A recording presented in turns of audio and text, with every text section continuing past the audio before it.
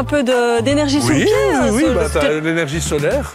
Bah voilà, parce que je t'ai déjà fait marcher beaucoup. Hein. Mais oui, mais c'est bien. Ça T'es fait content. bouger. Oui, voilà, je suis content. exactement. Après, il fait beau. Hein. Mais oui. Alors, on est ici à Grasse-Ologne. Ok. On va aller visiter la maison familiale. C'est en fait Manuela qui va t'expliquer. D'accord. Hein, on y Ok, va? très bien.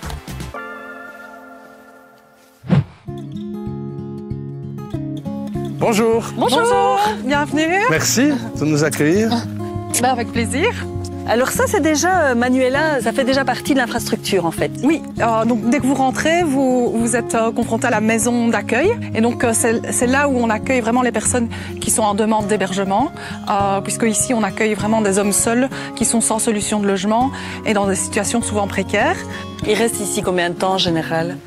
Alors ça peut aller de 3-4 mois à finalement 360 nuits. Ah oui, ça peut rester vraiment après un an, quoi. Oui, ouais. oui. C'est un an max ou c'est...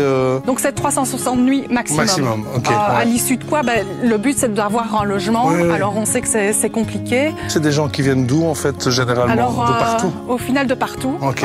Ça peut être des personnes qui sont à la rue. Donc nous on a aussi des partenariats avec les abris de nuit pour dégorger aussi des abris. Et vous n'avez pas dur comme ça? Ou eux n'ont pas dur quand ils doivent partir? Parce que il y a un lien qui se crée. Mais après, voilà, c'est de nouveau un peu selon les personnes. Il y en a voilà, qui sont de passage et qui, justement, veulent pas toujours s'investir dans la maison. Puis d'autres voilà, qui s'investissent plus dans la vie en collectif et avec lesquels on s'attache. Mais parfois, ça fait plaisir parce qu'on a des nouvelles. Oui, c'est ce que j'allais dire. Il y a toujours un après, Oui. Et c'est vrai qu'on a un projet aussi post-hébergement ou extramuros. Et donc, ça permet aussi de garder des contacts et de pas se retrouver seul.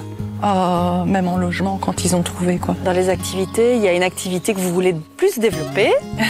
Oui, bon moment de... Mais oui, c'est ça. Donc c'est vrai qu'on a déposé le projet pour investir dans un projet pédagogique qui est le rucher. Okay. Et donc on a installé des ruches. Je sens un petit stress.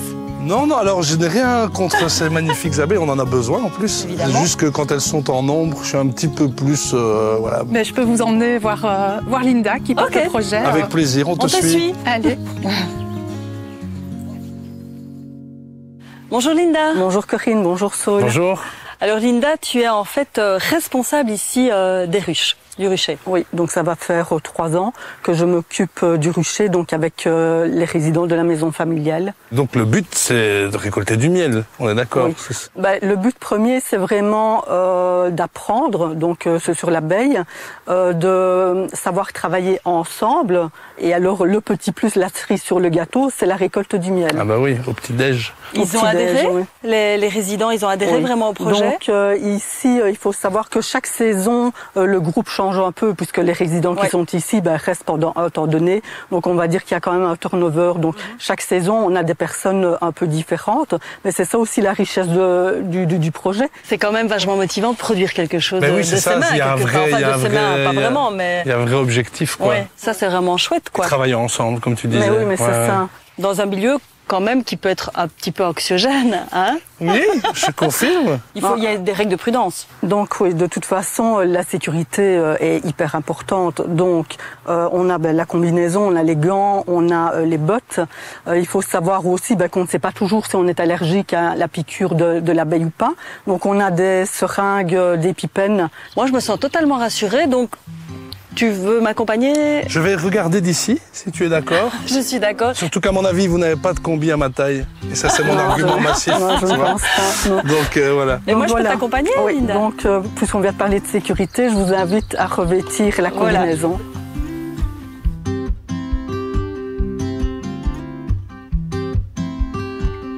Bonjour Saul. Salut. Je permets de vous présenter le miel qui a été produit Ça a par été les fait ruches. ici, là? Oui, tout à fait. Waouh. L'année passée. Quel honneur. Apiculture, j'adore. Je donne une cuillère. Merci. Il est délicieux. Merci beaucoup. Je vous en prie. Et donc ça, c'est fait ici? Oui, on a une miellerie ici avec tout le matériel disponible, des lève-cadres, des cadres pour les remplacer, pour pouvoir rehausser les ruches comme vous voyez là. Et les hausses, c'est là que le miel va se stocker et où la reine ne saura pas aller grâce à des grilles pour les reines, et comme ça, il y aura uniquement le miel et non pas les œufs et les larves qui vont servir à la production de nouvelles ouvrières et de Vous m'avez nouvelles l'air abeilles. d'être très calé dans la matière. Oui, mais c'est grâce à Linda, parce qu'il y a 4 mois, je connaissais absolument rien Waouh, du tout. bah, respect. Je suis jardinier, Bravo. donc j'ai... Ah, tu es jardinier de base? Depuis 25 ans. Ah, Donc ça c'est génial quand même. J'ai planté beaucoup de fleurs. Ouais. Et maintenant, je m'occupe des abeilles qui vont sur les fleurs que d'autres Mais donc il y a une jardiniers connexion avec ta vie ont d'avant, plantées. quoi. Voilà, Allez, enfin, une ta vie. continuité logique, je trouve. C'est génial. Oh oh! Ah bah oui. Mais c'est Pékin Express! C'est un peu ça. Donc t'es partant pour le vélo? Ouais, c'est parti. Allez. Est-ce que tu es un bon pédaleur? Pas du tout. C'est vrai? Moi non Mais ça plus. va aller. Ça va être top. J'ai des souvenirs d'enfance qui vont revenir. C'est vrai? Je te précède? Vas-y. Allez, allons-y.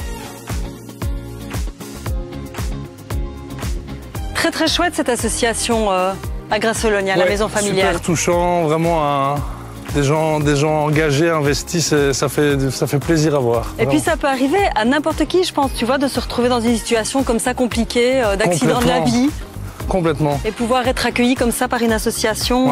Ouais, te remettre en selle, sans jeu de mots. Alors la fondation quand même Biplanète, ça rend très bien dans ce cadre-là, ce qu'on est allé voir dans le côté déjà recréer du lien. Ouais.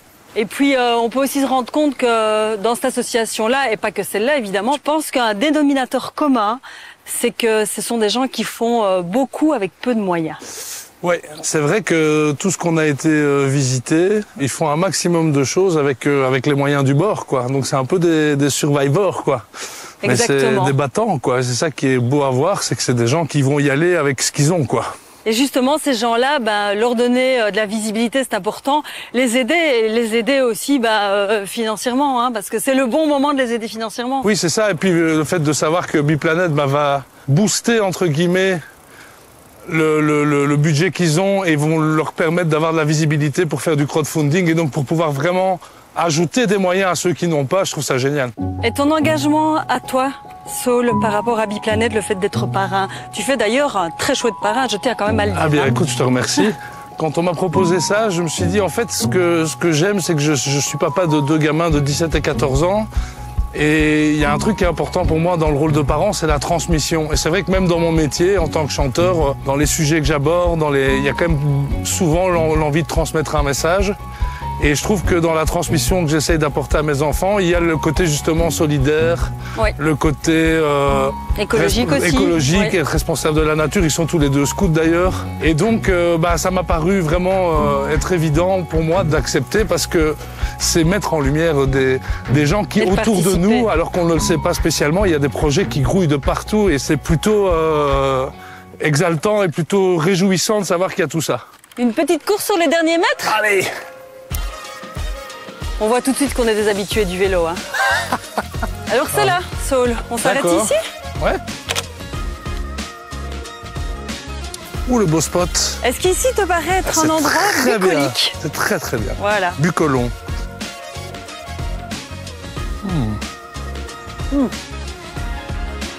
Il est très bon ce miel.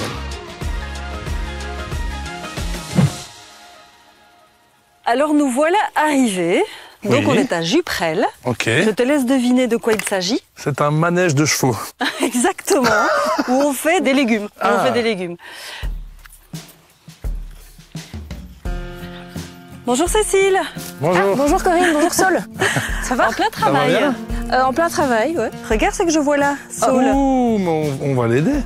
J'ai l'impression qu'il nous attendait.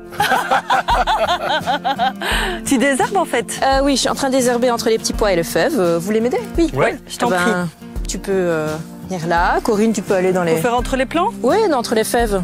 Ok. Donc tu désherbes là. Hein. Ouais. Et on essaye en désherbant, parce que moi, comme je suis entre les plants, de ne pas arracher les plants. Ah bah, Ce serait un Oui. peu dommage. Dis, c'est une surface de combien ici? je crois qu'on est à 2500 mètres carrés. Ouais, il y a une serre de 7 sur 30, ouais. C'est une collectivité. Ouais, Vous on êtes combien travaille... on est à 12 bénévoles. Wow. Ça fluctue, mais 12 en moyenne. Ok. Et c'est quoi un petit peu le principe chacun vient servir, c'est les gens qui travaillent qui se servent.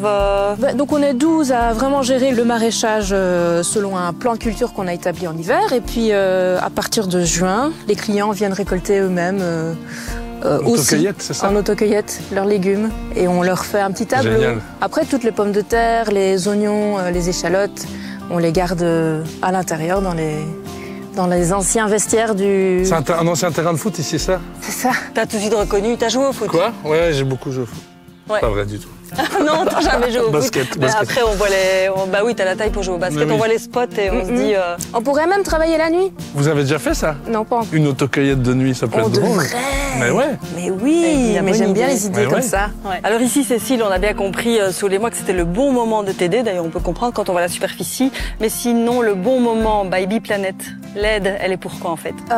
Pour stocker de l'eau de pluie, pour nous aider à cultiver du chicon en hiver, pour accueillir beaucoup mieux les personnes sur le champ, que ce soit les bénévoles, les autocueilleurs et les visiteurs, comme vous. Et les visiteurs peuvent venir du coup donner un coup de main. Ah bah bien sûr, le coup de main c'est jamais refusé. Et souvent, toute personne qui est venue aider repart avec un peu de légumes. Et vous bossez ici combien de fois par semaine? C'est quoi plus ou moins le rythme? Bon, on se retrouve une fois par semaine, en tous les cas, le groupe De 12.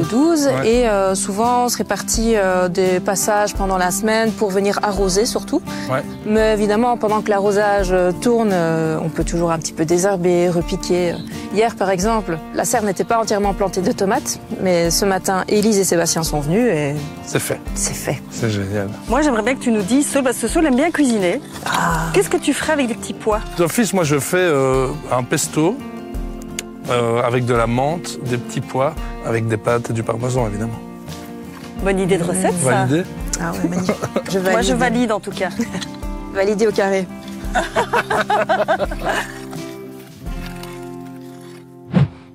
Quelle belle journée, hein? Ouais, super journée, plein de beaux projets, plein de, comme ça, des jeunes pousses qui ne demandent qu'à grandir. Et puis des gens enthousiastes, passionnés. Ouais. Ça aussi, c'est beau parce que finalement, c'est le porteur de projet. Oui. Et puis voir des gens comme Cécile qui sont amoureux de la terre, qui expliquent la satisfaction qu'ils ont à planter des petites graines et à voir finalement ces légumes et les manger au final, c'est génial, vraiment. Puis courageux parce que regarde un peu là, je te vois appuyer sur ta binette.